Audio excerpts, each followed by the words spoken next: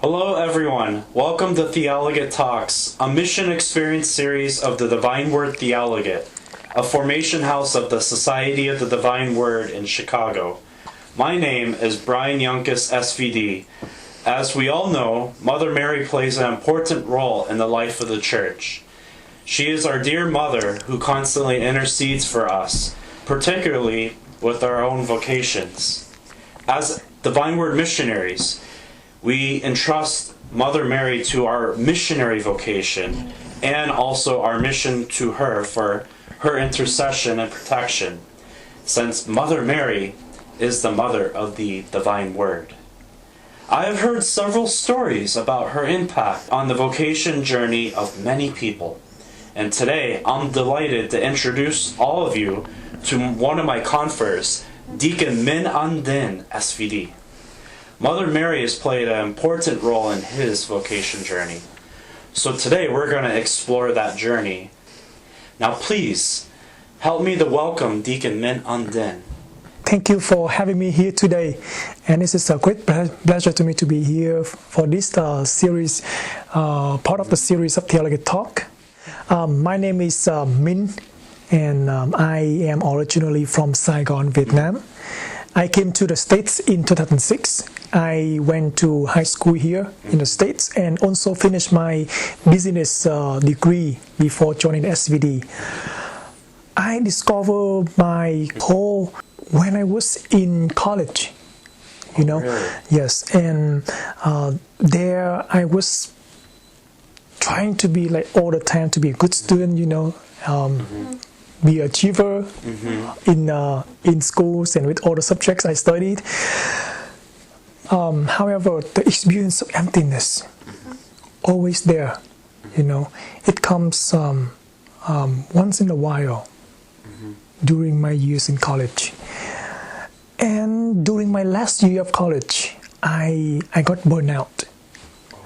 And that was when I lost my motivation.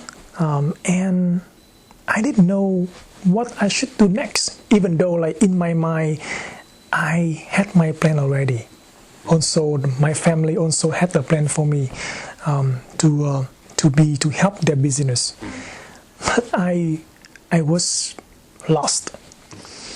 And there was one night after my evening class, I was like roaming around the campus, and actually I discovered there was a chapel in the campus that I haven't known for all those years I was there.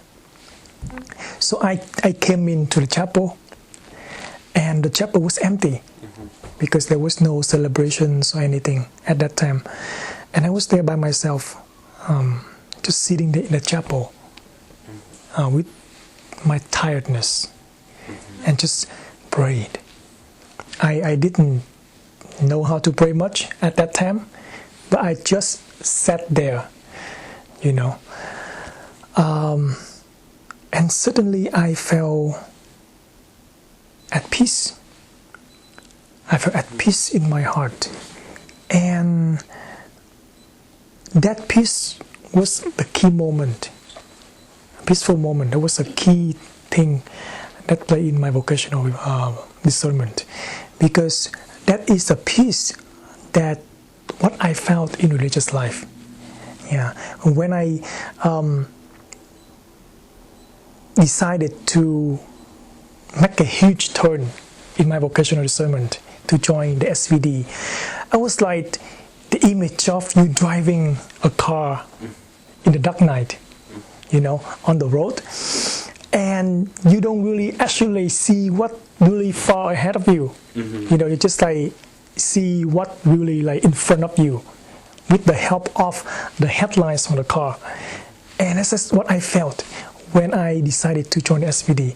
I don't know where this is gonna lead me, how it's gonna be, what will happen. A lot of questions came to my mind, but I just go ahead. I just decided to move forward in that directions. And I cannot believe that I made it to this point. Wow. And when I reflected on my vocational discernment, my own call, it is not achievement at all, but it's truly the grace of God. Yes. So also with encouragement from my uncle, he guided me very much during my vocational discernment, because he's also the SVD priest. And from my mission experience, before joining SVD, I had the chance to go to Thailand to experience SVD missions there in Thailand to help the poor and with the HIV/AIDS patients. And I was like deeply touched by that experience, and I decided to join Epworth in 2012. And I just professed my final vows just 3 months ago in September. I will be ordained in May, but I don't know what I'm gonna do. I'm still waiting for my future assignment. But my first assignment, I was assigned to belong to Chicago province. And at this point, I just open to many possibilities that the province has for me. And with that openness, I feel very at peace at this time. Yes. Wow, thank you so much for what you shared and your story of what led you to becoming a Divine Word missionary from school, your experience with the SVD in Thailand. Wow, that's very amazing. Thank you. Thank you, Brian. And as I've already mentioned, Mother Mary has played a significant role in your vocational discernment. Could you please tell us a little more about this? I would like to begin this from my experience of CTP in Portugal. Mm-hmm. So just the brief explanations to those who do not know what CTP is. It stands for Cross-Cultural Training Program that we have here in our formation house. For those who confess seminarians, they finish second years of theology, and they will be sent out to different countries and different places to experience missions in their life, and also to discern better if this is a call for them to be a Divine Word missionaries. Right? So when I was in Portugal, before going there, my relationship with Mary was very different. Even though I had a lot of experience with her during my childhood, up into I going to Portugal, like how the inspirations, how I got inspirations from my family member, from my grandparents, from my parents, and also from like teachers and friends around me. These people taught me how to pray rosary and Marian prayers, and I kept doing that, So that have become my habit of praying to Mary. Yes. And before going to Portugal, I knew very little about the story of Our Lady of Fatima. But I knew Fatima is the well-known place for pilgrimage, So I just simply asked Jesus to help me to love His mother during my mission experience.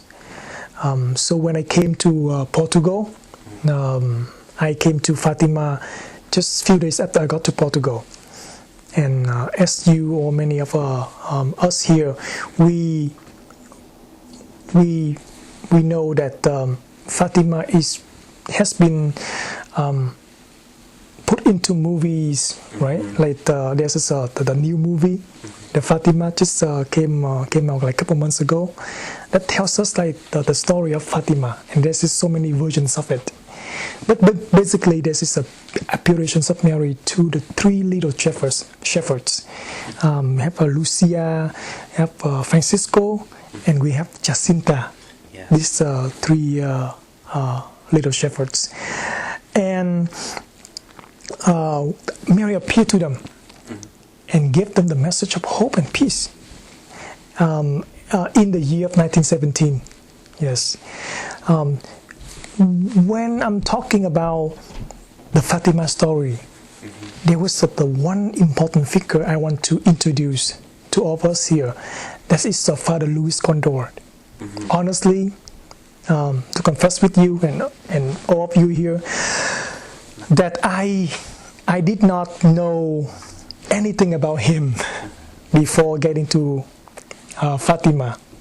But when I got to the shrine, and there was a plaza named after him, and that big bronze statue of him, and below there the inscriptions, Father Luis Condor, SVD. I say, wow, there's an SVD playing important part in this story. But I didn't know. But one confessor explained to me that he was a postulator for the cause of canonizations of the shepherds. Wow. Yes, a very humble figure.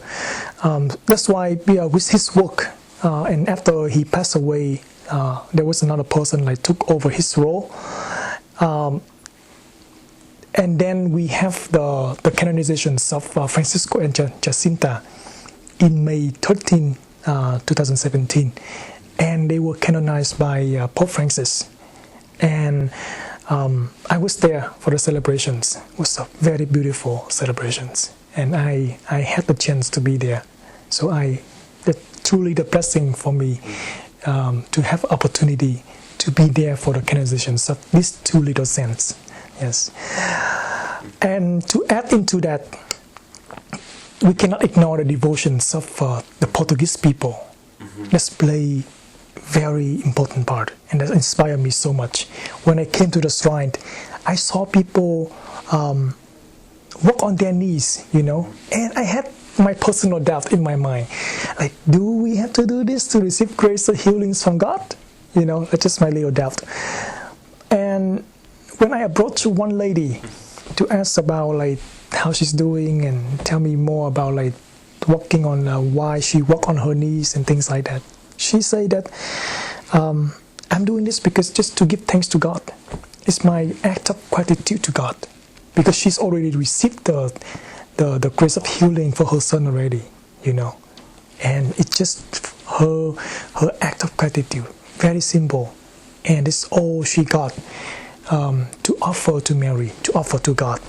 So that came to my mind, helped me to understand that Mary is closer than I thought. Right? So my experience at Potugal was not easy by being far away from my parents and my family, and that thinking came at the right time.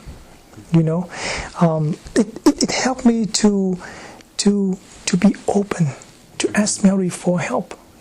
By doing that, I surrender myself for her care and love, and I entrusted my hardships and my missions to her, and just pray that Mary, please help me. Right? So inviting her into my vocational discernment and especially to my faith, it doesn't have to be complicated. It can be that simple, and God knows the way how to make it happen. So that was my little story of how the Our Lady of Fatima, the story, became so important to me and my faith. Yes.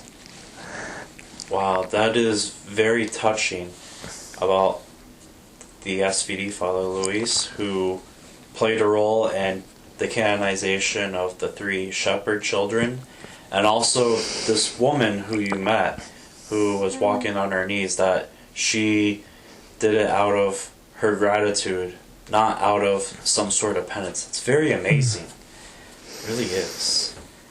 And I also know that the Vietnamese people have a strong devotion to Our Lady of Lavang. And just now you shared that you did have a devotion to Mary before. So how did your devotion and experience with Our Lady of Lavang help you to enrich your experience with Our Lady of Fatima? As you see here, there's a beautiful statue of Our Lady of Lavang in the beautiful traditional dress, the Vietnamese traditional dress. In Vietnamese, we call her Đức Mẹ Lavang. And the story took place all the way back to 1795. when there was persecutions in Vietnam, and there was a group of Catholics. They ran into the jungle to find refuge from the persecutions, and they suffer much from privations and sickness. And one evening, they tried to pray to Mary by praying the Rosary as the way to find comfort in among this difficult time. And Virgin Mother and Child Jesus appeared to them, and she asked them to gather the certain leaves, and to make tea and drink from it as the medicine. And they were miraculously healed by that. Wow. The leaves, the medicine, cured their disease and all the sickness that they got. And there are many pilgrims still going there every year. And if you have a chance to visit Vietnam, you can come to visit the shrine of Our Lady of La Vang in Quảng Trị province. That is the central part of Vietnam. Yes, I had a chance to go there before going back to the States to join the SVD. And I see there are two stories. They are similar, right? We have like Our Lady of La Vang and Our Lady of Fatima. The apparitions is all about for her care for her children, and also to tell her children the message of peace and hope from God, right? We can have many other names. For example, like we also have Our Lady of Lourdes from France. From Mexico, we have Our Lady of Guadalupe and Our Lady of Akita, right? From Japan. Yes. But I would like to invite all of us to keep in our mind that we can have many names for Mary, but we only have one Mary, the Mary in the Gospel. Yes. That is so true, that there is one Mary, and that all these different images of Mary and whatnot and devotions throughout the world point to that one Mary and to that one Jesus. Yeah, thank you for the sharing of your own experience with Mother Mary. And if I may ask, what would you suggest to those who may be discerning their vocation? How could they bring Mother Mary into the discernment process? So first point, I would like to ask those who are doing vocational discernment, firstly to help Mary as an example, because she is a wonderful example of the person who constantly listens to God, right? So from the story that we encounter in the Bible, from the Annunciations, how the angel appeared to her, right, to ask her and to spoke to her, and anytime that she got a message from God, she constantly prayed and meditated on it. She did not ignore anything from God, even the little sign or little word. So that's why I want to ask those who are discerning your vocations, please do not ignore any sign or word or any presence of any persons in your life, because this is the way that how God inspires us. God is guiding us through this small simple sign, small simple words, or the presence of anyone in our life. And don't be afraid. Just take it and take a courage to discern. Yes, even though that might not be easy, that can be like a big turn in our life, right? But don't be afraid. And we have here the rosary, the missionary rosary, right? So that's one of my suggestions is to pray the rosary and to meditate on the mysteries of the rosary. because by doing this, we not just get to know Mary in our life, but also like to know more about Jesus, because each mystery, right, tells us the story of Jesus. That's why I'm calling the rosary, let's say, the tiny Bible that we can have, right? And I have here like my personal rosary here, the small thing like this, right. you know, I carry around with me all the time. So when I have free time, whenever I have in a bad time, I just take it down and sit with myself in silence and pray the rosary. And by that, I invite Mary and Jesus into my faith and ask for their directions. And secondly, my suggestion is to take her as a gentle mother. I'm speaking from my own personal experience, to have Mary as a gentle mother.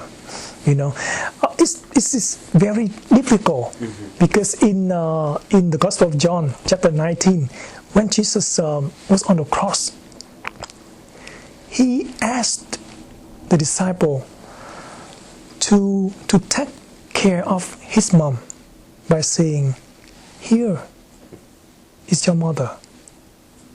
Right? So we can receive Mary in our life as mother. And in Portuguese, there's a word in Portuguese, mãe. Mãe means mom, right? And this is a beautiful song. I still remember when I was in missions, and I love this song. It's very, very simple. It just goes like this. Boa noite Maria, boa noite minha mãe. That means good night, mom.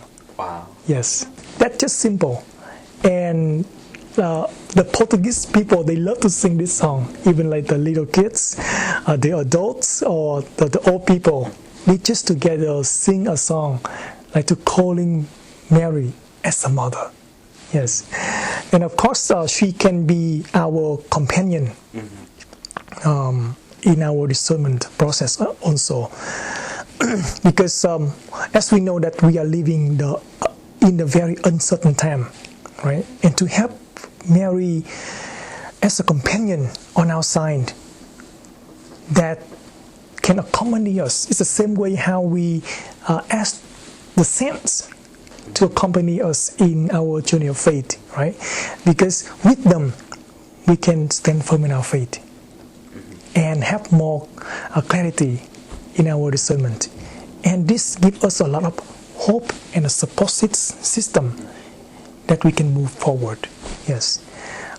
Just one last thing that I want to share with you, Brian, and all of the people who are watching the show that whenever in the challenging times in my vocations, or whenever prayers seem to be dry and difficult to sit and just be there, you know, I love to gaze on the picture of Mary with the sleeping child Jesus, and just to gaze on that and simply say, Mary, my mom, I know that you are here with me. My dear Jesus, I know that you are here with me. These just simple things, but this give me a lot of strength, peace and comfort, you know, to move forward. And you can also try this at home, you know. This doesn't have to be, again, it doesn't have to be complicated. It's just simple to invite Mary and Jesus to be part of it, part of your life. We don't have to choose between Mary or Jesus. But the amazing thing that we can have both. This is the beauty of our Catholic traditions, right? To have both, Jesus, Mary, and many saints to walk with us, because these are the gifts that God has given to us, and it's free. And through them, definitely we can experience the love of Christ in our life and in our vocations. Yeah. That is so true. That we can have both, and we can have Mary and Jesus and the saints, and that we need to continue to bring our prayers to God and ask Mary and the saints to intercede for us on our behalf and for others. So thank you so much for your time and your sharing, Deacon Minh. I am sure that your sharing will be very helpful to many, and I wish you all the best. May God continue to bless you abundantly on your vocational journey. First, I would like to thank you, Brian, for having me to part of the show, and thank you for those who are watching. Thank you for listening to my story, and hopefully it's just a small thing that I can offer to your vocational discernment. So continue to pray for me, to pray for all of us here at the Theologate, and let us ask God through Mary's intercessions to pray for our families, our beloved ones, and your own personal intentions as well. And together in one voice we say Hail Mary, okay? Hail Mary, full of grace, the Lord is with thee. Blessed art thou among women, and blessed is the fruit of thy womb, Jesus. Holy Mary, Mother of God, pray for us sinners, now and at the hour of our death. Amen. In the name of the Father, and the Son, and the Holy Spirit. Amen. Amen. Thank you. And thanks to everyone who share with us and who are part of this talk show.